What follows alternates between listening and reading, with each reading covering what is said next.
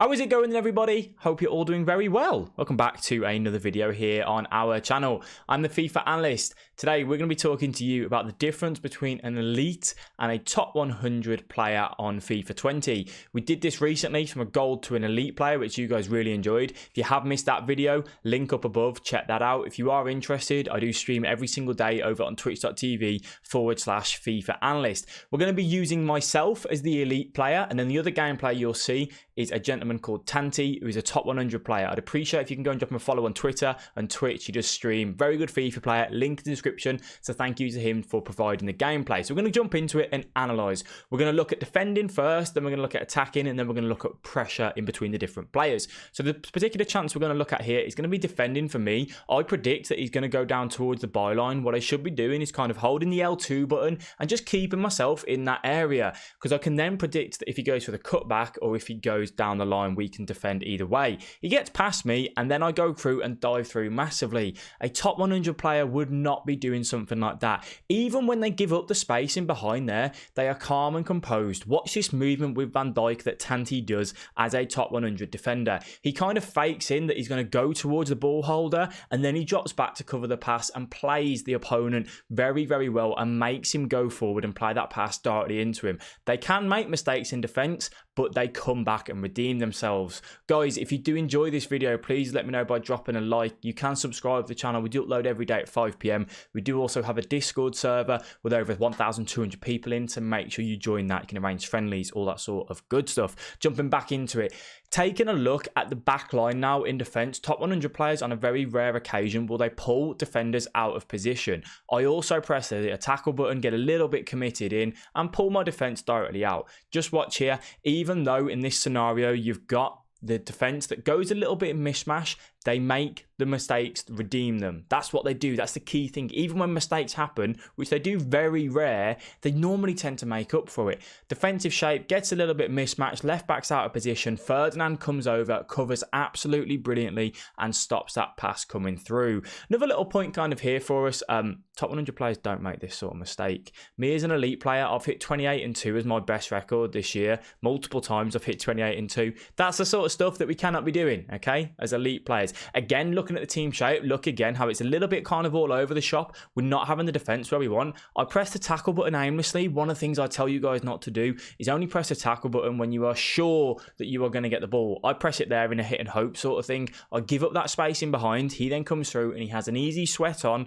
Again, making the mistakes in the defence. We're going to take a look now at a mistake that Tanti makes, actually. So he kind of covers in the middle with the Kante and the Hullet. I feel like he should switch to the Hullet earlier to try and put that pass in, but then this is where good players can be really, really good. He goes for a scoop turn, which is efficient. I want you to look at what Tanti's doing on the controller. He's holding the L2 and the RB. He switches to the Ferdinand, which was great, but then he makes the mistake of switching back to the Van Dijk, in my opinion. He should have stuck with the Ferdinand there to try and cover that shot. Everything else was brilliant, but that little bit of a mistake from him didn't make him concede there. But that is kind of the main sort of thing that he made in the games that I went through and analysed for him. Again, another mistake from me there.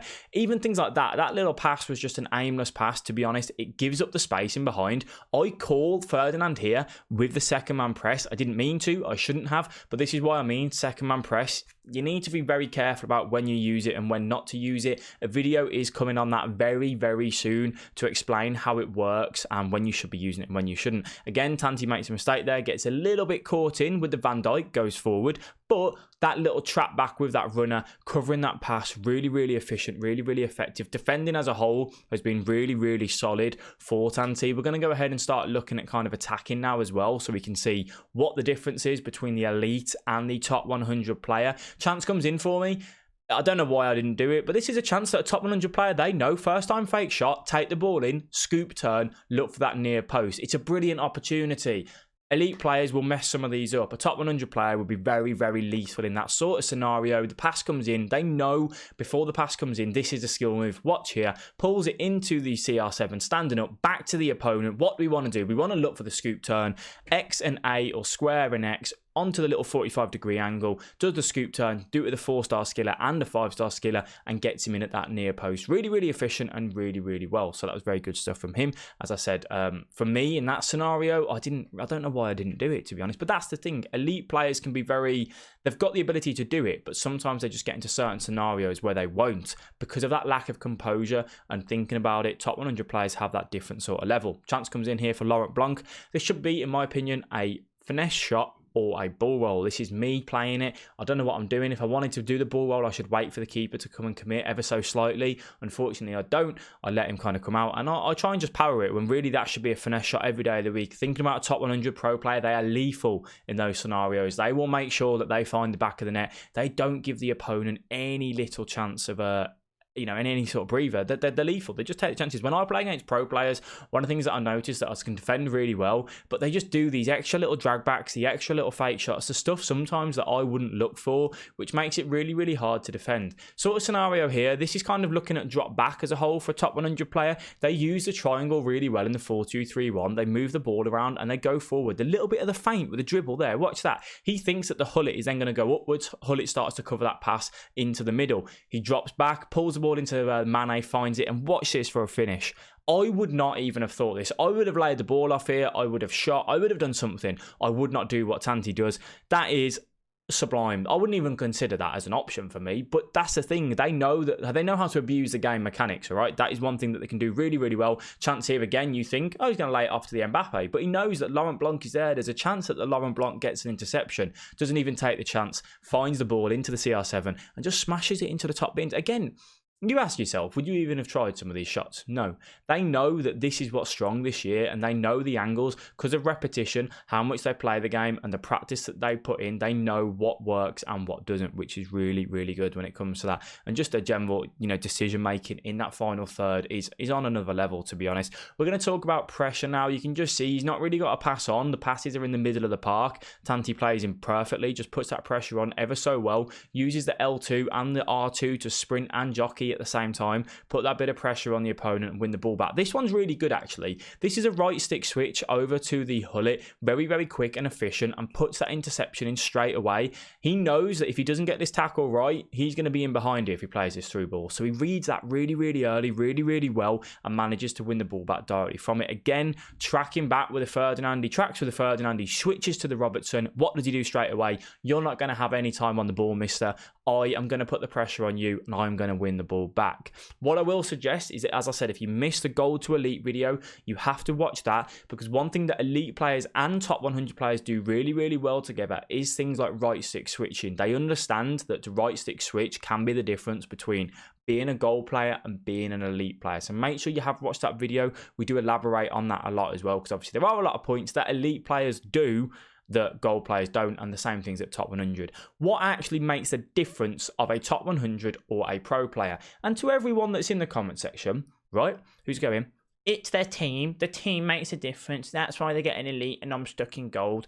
Just no, behave, right? People prove it. People have gone and got top 100 with a silver team. People have gone and got top 100 with a bronze team. Even me, I went and got 20. I got elite. I wasn't going to say top 100 then, definitely not. I went and got elite with the 100k team, 250k team recently. Don't use it as an excuse, all right? If you are and you're in the comment section, all I'm going to do is come back at you and laugh, okay? Team does help. Don't get me wrong. I'm not saying it doesn't. Obviously, it does. Some of these guys have absolute banging teams. If they used a normal team, they might not hit top 100. They might only hit 26, 27. But a team will get you 2 or 3 extra wins at most in a weekend. Depends on your matchmaking. Little rant over. Back to what makes the difference. It's game management as well. They see out a game like they need to. All right. They know that when they get to the 80th minute, they're not going to take any silly chances. They're going to be calm and composed, and they're focused in on the game. They don't give that ball away in that middle of the park and then get counted on. They don't give the ball away on the edge of the box. If the ball goes back to the keeper, they will find their way out. They will boot it long if they need to. They do things very efficiently and don't mess up kind of in defence and in the middle of the park. Another thing that I'll kind of discuss is that obviously they do have the formations in their locker that if something's not going well for them, they've got the ability to go, this 4-4-2 doesn't work. I'm going to switch to the 4-2-3-1. I'm going to switch to the 4-1-2-1-2. whatever it is and whatever's needed, they will do that. They also then, another kind of point is they've just got ice in their veins, all right? When it comes to that killer clutch moment in the 120th where they need to grab that goal, they will get the goal. They very, very rarely miss up those particular chances, and they're so efficient, as I've touched on. For me, as an elite player, what stops me from getting higher than a 28 at the minute is lack of composure. Sometimes in defense, I'll dive in when I don't have to. When a game's not going well against me and it's a little bit rigged, let's say, you know, things aren't going fantastic, I have a couple of chances, I hit the post, is what it is. Sometimes it can get to me. They will overcome that. They realise that is something that's part of the game, and they will just make sure that they do their absolute best to kind of go ahead and still win the match. The next level, guys, they are next level. Hopefully one day we will hit a top 100 on this year. Let me know if you think we will. We'll have to put a bit of practice in to do that, but we shall see. I do want to thank you all very much for watching this video. As always, it is massively appreciated. I hope you have enjoyed it. If you have, please let me know by dropping a like. If you are interested in kind of supporting the channel, YouTube have given us recently the option to join, where we do have 3 different tiers, starting at 99p, going up to £4.99. If you wanted to have a look at that, there are some extra perks in there for you as well. Thank you all very much for watching. I do appreciate it. I will catch all of you guys in the next video.